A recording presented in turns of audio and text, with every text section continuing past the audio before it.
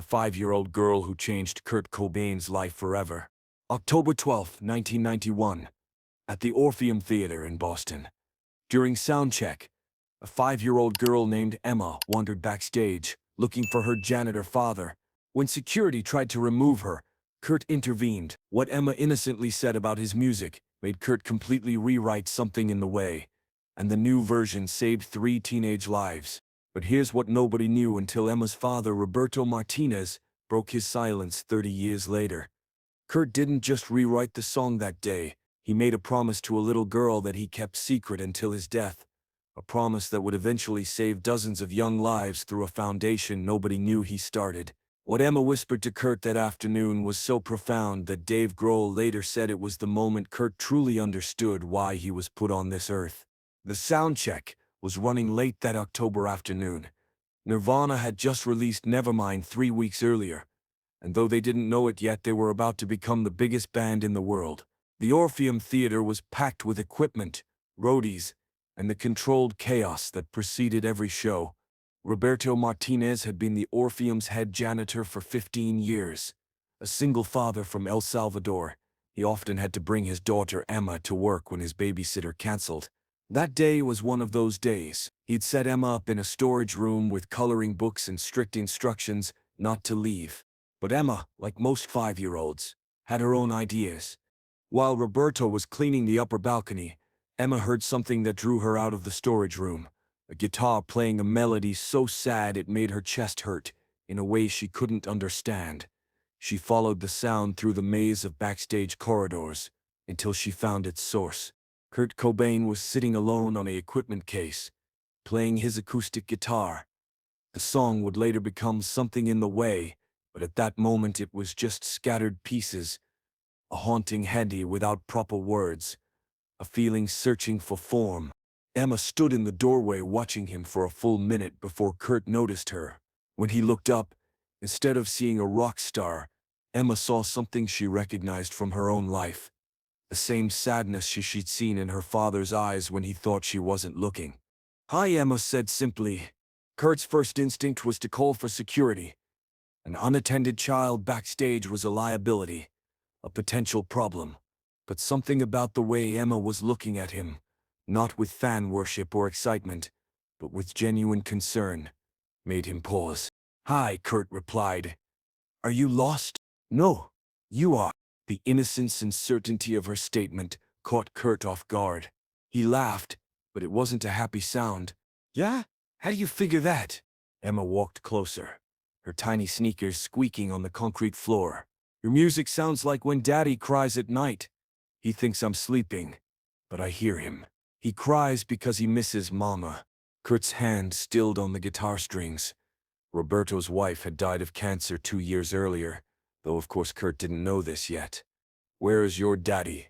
Kurt asked gently. "Working. He cleans everything so it's perfect. He says that's his job, making things clean and perfect for other people."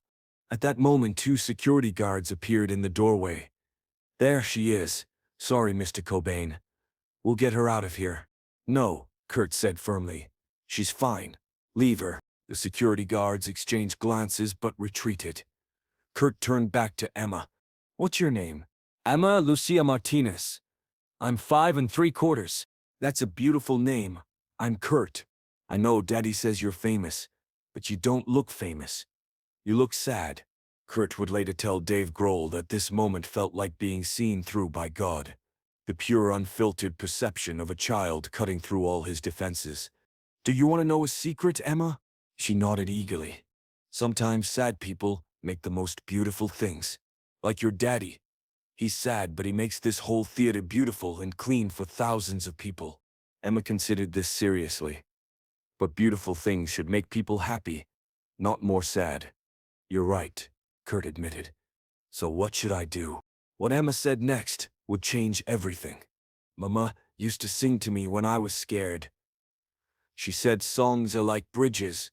They help you get from the sad place to the better place. But your bridge," she pointed at his guitar, "it only goes to the sad place. It doesn't go anywhere else." Kurt stared at this tiny philosopher in her hand-me-down dress and light-up sneakers. How do I make it go somewhere else? Emma thought carefully. Mama's song always ended with tomorrow. Even the sad songs. She said tomorrow is God's way of saying try again. At that moment, Roberto burst in, frantic and apologizing profusely. He grabbed Emma's hand, mortified that his daughter had bothered the famous musician. I'm so sorry, Mr. Cobain. Emma, you were supposed to stay put. She's not bothering me, Kurt interrupted. Actually, she's helping me with a song. Roberto, right? Roberto nodded, stunned that Kurt knew his name. Would it be okay if Emma stays for a few more minutes? I'd like to play her something. Roberto, overwhelmed, agreed. Kurt repositioned his guitar and began playing Something in the Way again. But this time, he changed the ending. Instead of the song trailing off into emptiness, he added a subtle lift in the melody, barely noticeable, but then a suggestion of hope, a bridge to tomorrow. Better? He asked Emma. She smiled. It still sounds sad, but now it sounds like sad with a hug at the end. Kurt laughed, genuinely laughed, for the first time in months. Emma, can I tell you another secret? She nodded. I'm going to record this song the new way, the way you helped me fix it. And every time someone hears it and feels a little less alone, that's going to be because of you. Emma beamed. Then, in the way only children can, she completely changed the subject. Do you want to see my drawings? For the next 20 minutes, Kurt Cobain, on the verge of global superstardom, sat on the floor of the Orpheum Theater looking at a 5-year-old's crayon drawings. Emma explained each one in detail. Her house, her daddy, her mama in heaven. She has wings but not the bird kind. Her best friend Marcus. Her teacher, Mrs. Johnson. When she showed him the last picture, a black scribbled mess with tiny dots of yellow, Kurt asked what it was. That's the inside of Marcus's head, Emma explained matter-of-factly. He says it's all dark in there and he wants to make it stop being dark forever. I told him about Mama's Tomorrow song, but he says tomorrow never really comes. Kurt's blood went cold. How old is Marcus? He's big. 15. He lives next door.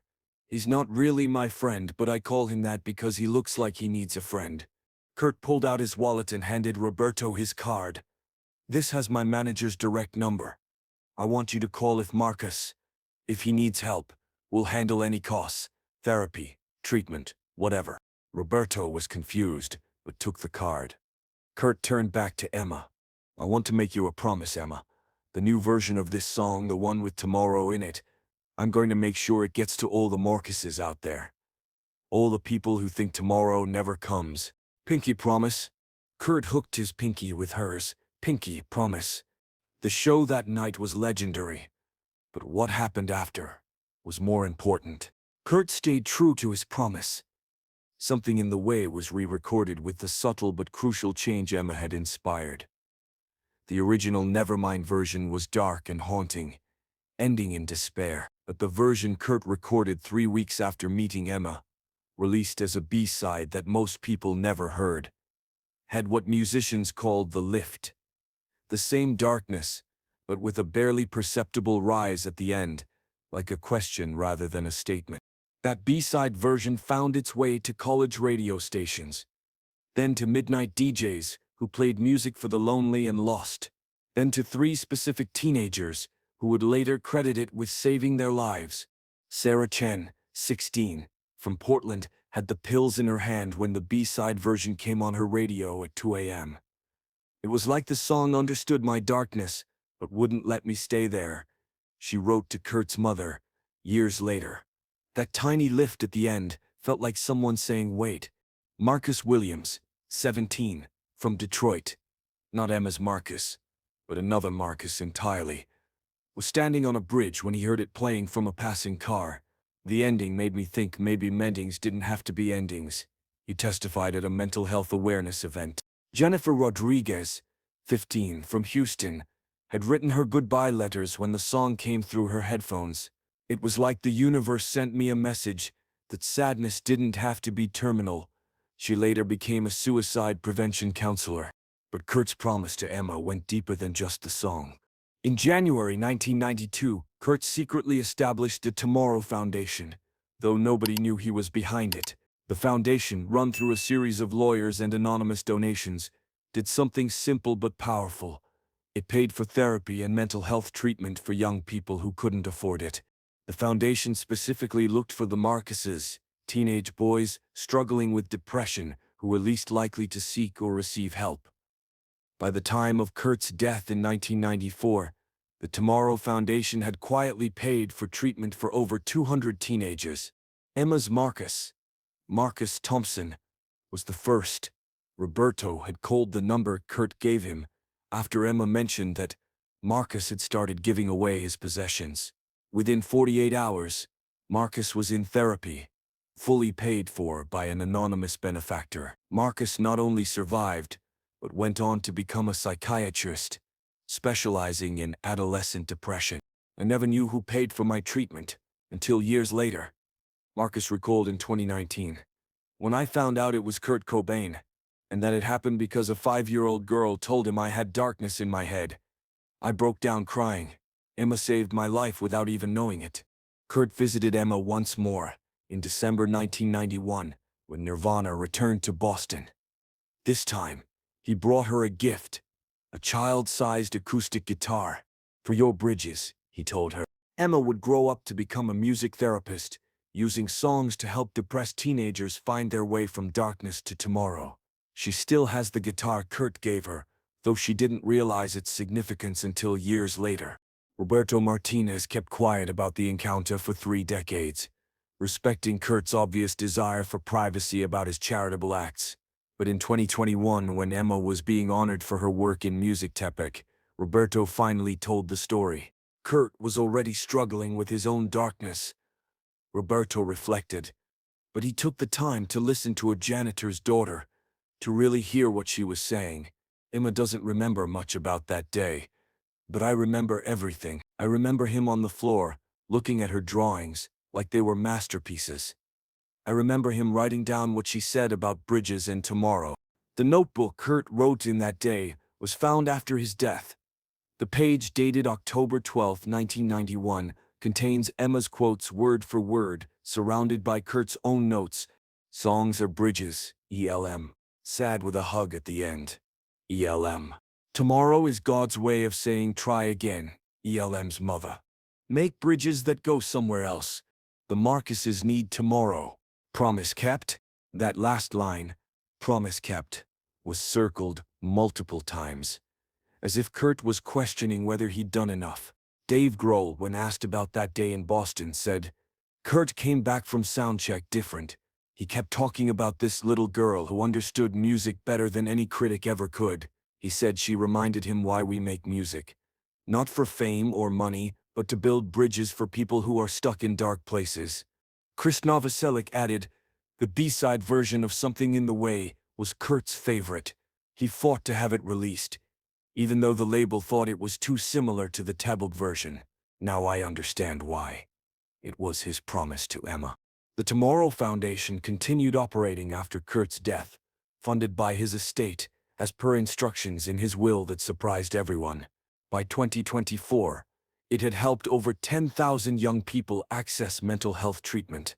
Emma Martinez, now 38 and director of the Boston Center for Music Therapy, keeps a photo on her desk, a Polaroid Roberto took that day of her showing Kurt her drawings.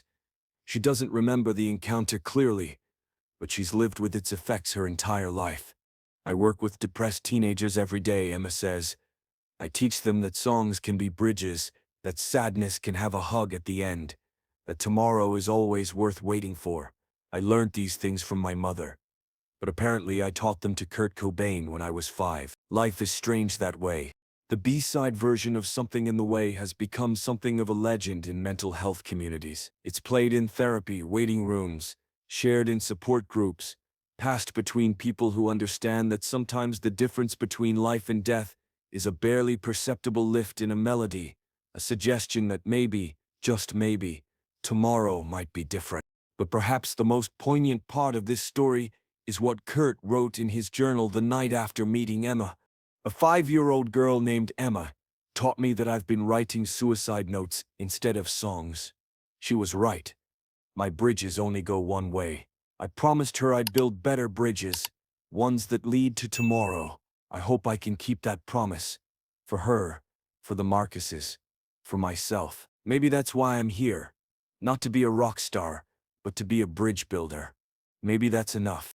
3 years later, Kurt would lose his own battle with darkness. But the bridges he built after meeting Emma, both in music and through the Tomorrow Foundation, continued carrying people from their sad places to better places. The final irony.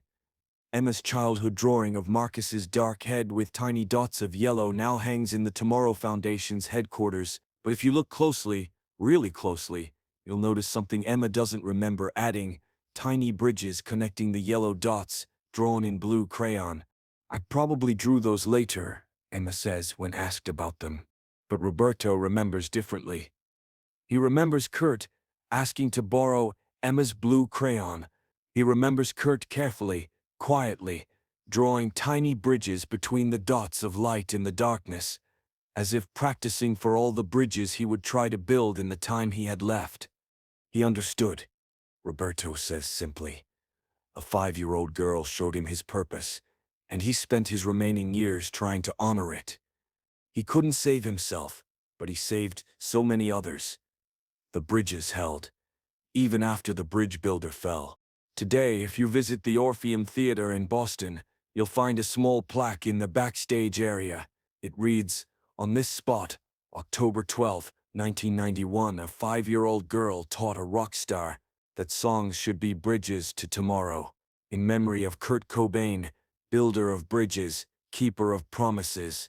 Emma placed it there herself in 2019, finally understanding the full weight of that brief encounter that she barely remembers, but that changed countless lives. I wish I could tell him that his bridges worked, Emma says. That the Marcuses made it to tomorrow, that the promise was kept. Somewhere, perhaps, he knows.